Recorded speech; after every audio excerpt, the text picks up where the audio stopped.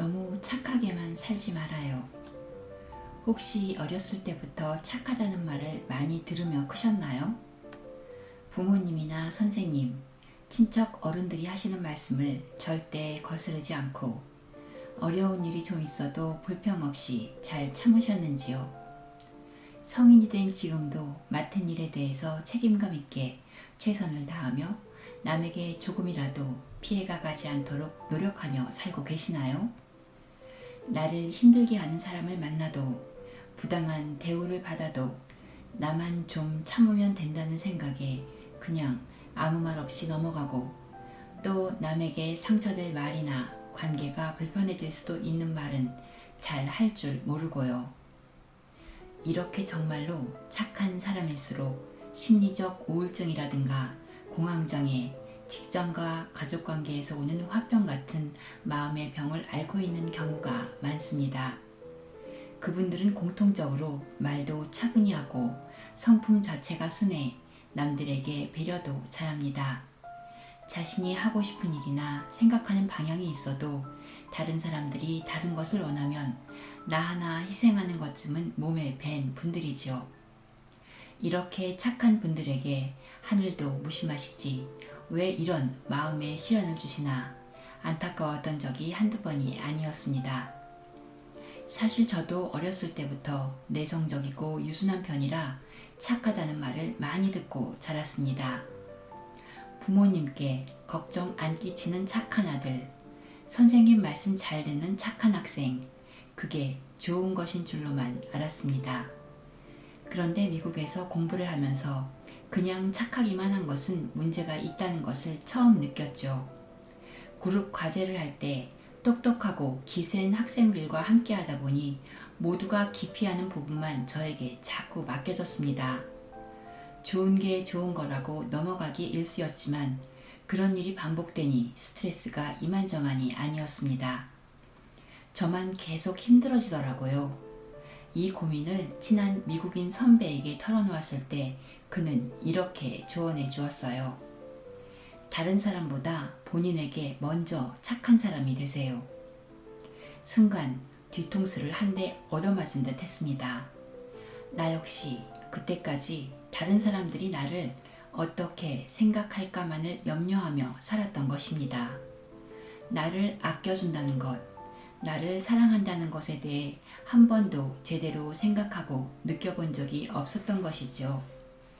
착하다는 게 그런 것 같아요. 우리가 보통 어떤 사람을 착하다고 말할 때 자기 주장이 강하지 않고 타인의 요구를 잘 따라주는 사람을 착하다고 칭해요. 즉, 본인도 분명 하고 싶은 것과 원하는 방향이 있음에도 불구하고 그것을 잘 표현하지 않고 남의 의견에 순종하는 사람을 착하다 하지요. 내 말을 잘 들어주니까 당연히 그 사람은 편한 사람, 좋은 사람, 착한 사람이 됩니다. 결국 자신의 요구를 남 생각해서 잘 표현하지 않거나 종종 누르는 사람을 우리는 착하다 하는 것 같아요.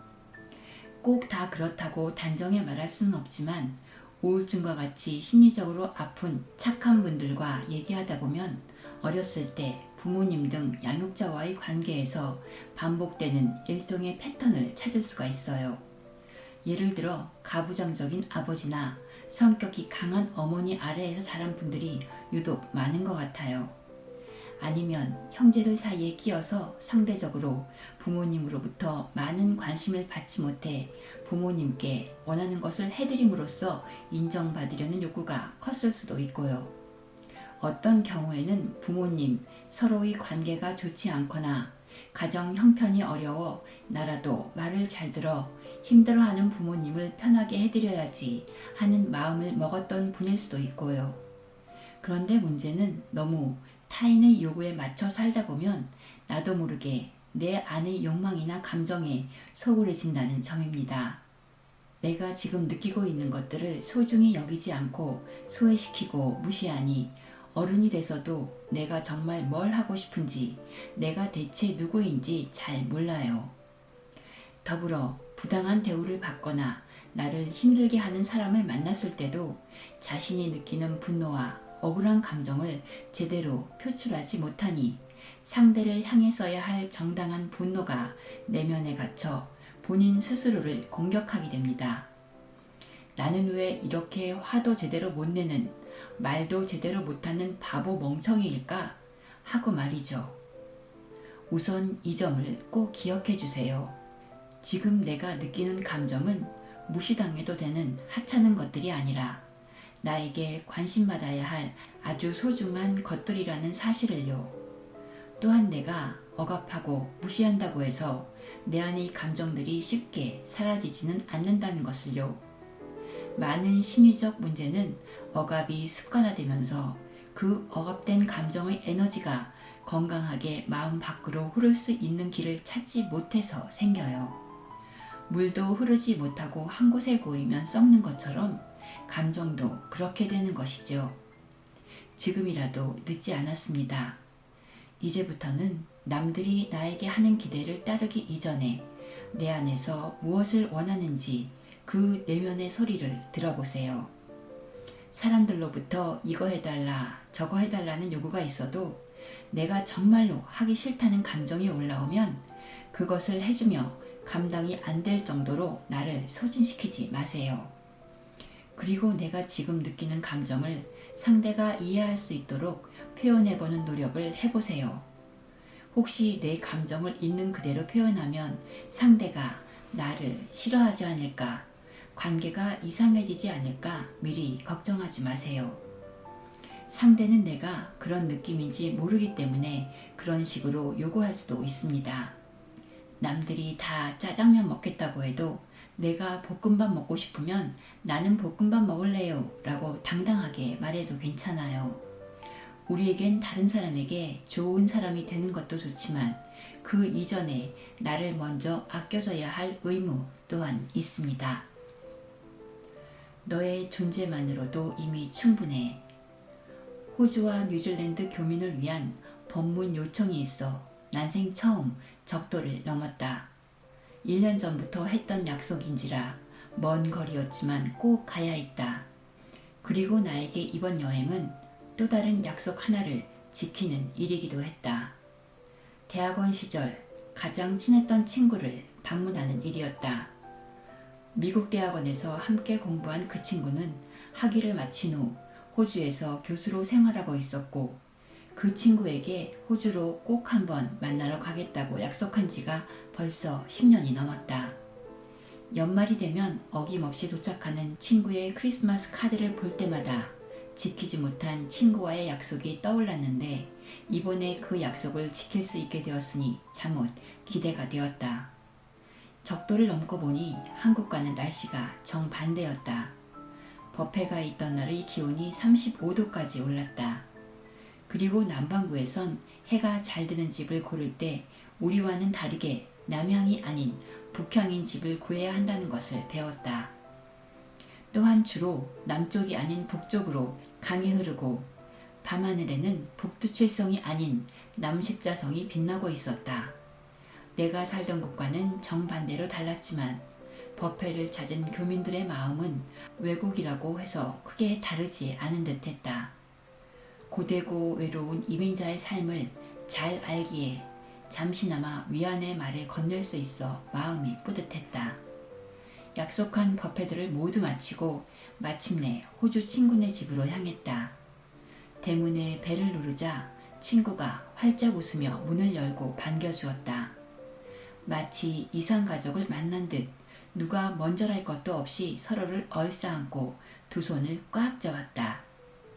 10년이란 세월이 흘렀지만 머리숱이 조금 줄어들고 몸무게가 살짝 늘어난 것 빼고는 똑같아 보였다. 여전히 활달하고 마음 따뜻한 친구였고 친구 부인인 제인과도 대학원 때부터 잘 알던 사이라 마음이 편했다. 저녁 식사 후 해가 저무는 테라스에 앉아 차를 마시며 어떻게 우리가 벌써 중년이 되었느냐고 한바탕 크게 웃었다. 마음은 아직도 학생 같은데 40을 훌쩍 넘긴 중년이 되어버렸다는 사실이 믿기지 않았다. 오랜 친구가 그렇듯 우리는 마음속을 무장해제하고 서로의 속내를 털어놓았다. 만들어진 모습을 보일 필요가 없는 오랜 친구. 있는 그대로의 모습을 받아주고 내 편이 되어주는 친한 친구. 내게 그런 존재인 그는 지난 10년간의 이야기를 하나씩 풀어가다 최근에 생긴 걱정거리 한 가지를 들려주었다.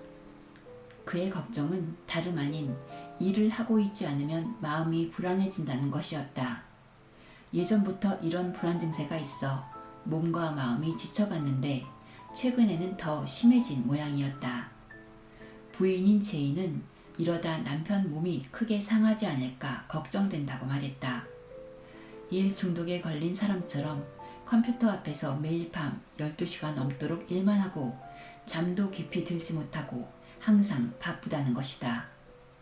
물론 열심히 일한 덕분에 학계에서도 인정받고 교수 승진도 누구보다 빨랐지만 일을 멈출 수가 없을 뿐더러 일이 없으면 계속해서 마음이 불안하다고 했다. 밤이 되니 제법 서늘해졌다. 모기를 피해 집 안으로 들어가 소파에 앉았다. 친구는 조용한 첼로 음악을 틀고는 자신은 차 대신 와인을 한잔 하겠다며 잔을 채웠다.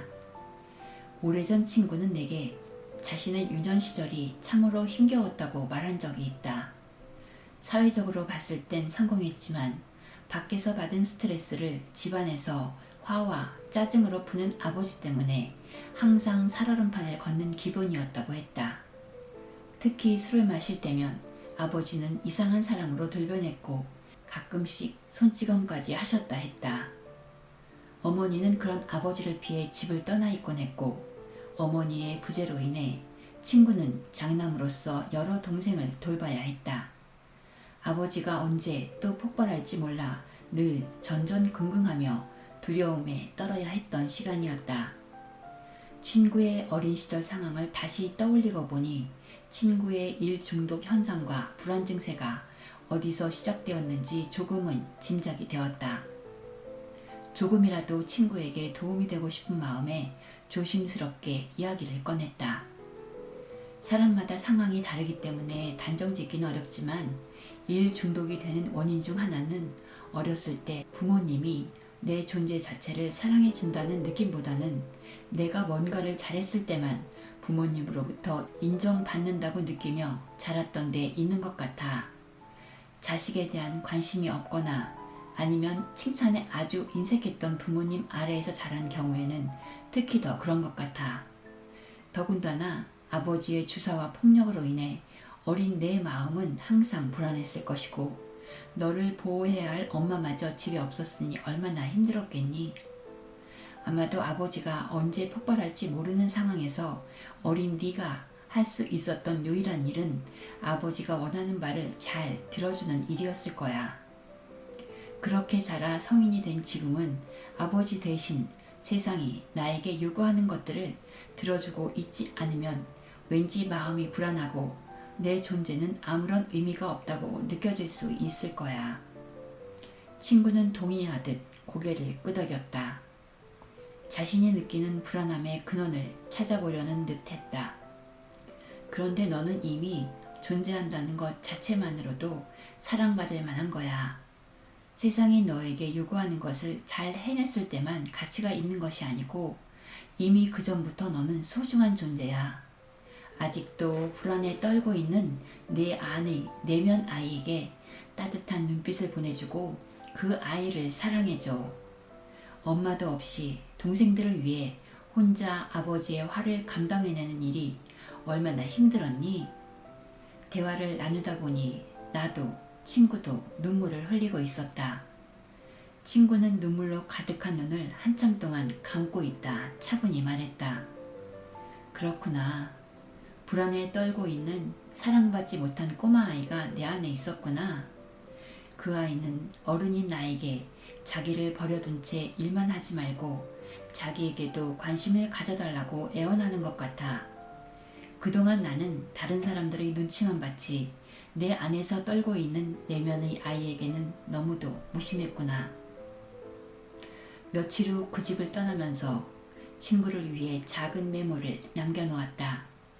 넌 내가 대학원에 다닐 때 여러 번의 힘든 고비를 잘 넘길 수 있도록 곁에서 도와준 큰형 같은 존재야. 너의 따뜻한 마음을 생각할 때마다 얼마나 의지가 되고 고마웠는지 몰라. 그러니 제발 꼭 기억해줘. 내가 큰 무언가를 이루지 않아도 나에겐 너의 존재만으로도 이미 충분해. 따뜻한 햇살 같은 포옹. 혹시 이런 말 들어보셨나요? 누군가가 나를 아주 따뜻하게 안아주면 내 생명이 하루 더 연장된다는 말이요. 물론 실제로 그런지 아닌지 확인해 볼 방법은 없지만 아마도 어떤 의미로 이런 말이 생겼는지 다들 금방 이해할 수 있을 거예요. 살면서 세상이 지어 상처받고 힘들 때 누군가 나에게 왜 힘든지 그 이유를 구구절절 논리적으로 설명해 주는 것보다 그냥 아무 말 없이 다가와 따뜻하게 안아주는 포옹이야말로 더 큰 치유의 효과가 있는 것 같습니다. 너의 아픔을 내가 대신할 순 없겠지만 그래도 내 편에 서서 이 힘든 순간을 내가 도망가지 않고 함께 하겠다는 몸과 마음으로 할 수 있는 가장 따뜻한 표현이 포옹이죠. 처음 미국에 왔을 때 저는 서양 사람들의 인사 방법에 익숙해지는 데 시간이 많이 걸렸습니다. 머리를 공손히 숙이면서 하는 우리 전통 방식의 인사가 아니고 고개만 살짝 끄덕인 후 헤이 하고 말하면서 걸어가는 친구 간의 격이 없는 인사. 악수를 하되 그냥 살짝 손만 잡는 것이 아니고 상대방의 눈을 똑바로 바라보면서 미소를 지으며 손을 적당한 세기로 잡는 법 등을 배워야 했습니다. 하지만 여러 가지 인사 방법 중에 저에게 익숙해지는데 가장 오랜 시간이 걸린 것은 사실 포옹이었습니다. 특히 승려가 되고 난 뒤에는 공손히 두 손을 모으는 합장 인사가 아닌 두 팔을 쫙 벌리고 누군가를 껴안는다는 것이 왠지 좀 쑥스럽고 어색하고 부담스럽게 느껴졌어요. 그런데 알다시피 인사라는 것이 혼자 하는 것이 아니잖아요. 헤어질 때 상대는 포옹의 제스처를 취하고 있는데 나는 그냥 악수로 대신하자고 손만 달랑 내미는 것도 상대를 당황하게 만들 뿐 아니라 나와 그 사람 사이의 거리를 의도적으로 그어놓는 듯한 느낌을 주어 다소 무례하게 느껴질 수도 있겠더라고요. 시간이 좀 지나 어느 순간부터는 친한 친구나 동료와 헤어질 때 자연스럽게 포옹을 주고받게 되었는데 신기하게도 처음의 어색함은 점점 사라지고 그 자리에는 유대감, 친밀감, 그리고 따스한 행복으로 채워졌습니다. 최근에 포옹과 관련된 흥미로운 조사 결과들을 알게 되었어요. 바로 포옹이 우리 건강에 상당히 유익하다는 과학적 증명이지요. 호주 시드니 대학의 앤서니 그랜트 심리학 교수는 포옹이 스트레스에 반응하면서 분비되는 크리티솔이라고 하는 호르몬을 낮춰 병균으로부터 면역성을 강화하고 혈압을 내려주며 심리적 불안이나 외로움을 감소시키는 효과가 있다는 조사 결과를 발표했습니다. 또한 미국 노스캐롤라이나 주립대학의 그런 그레헨 교수에 의하면 아침 출근하기 전에 부부가 20초 정도 따뜻하게 포옹하고 손잡아주면 그렇게 하지 않은 부부에 비해 스트레스 지수가 절반가량 떨어진다고 합니다. 즉, 아침에 잠깐 사랑하는 가족끼리 따스하게 포옹을 나누는 것이야말로 하루 동안 받게 될 스트레스로부터 정신적, 신체적 보호막을 쳐주는 놀라운 작용을 한다는 것입니다.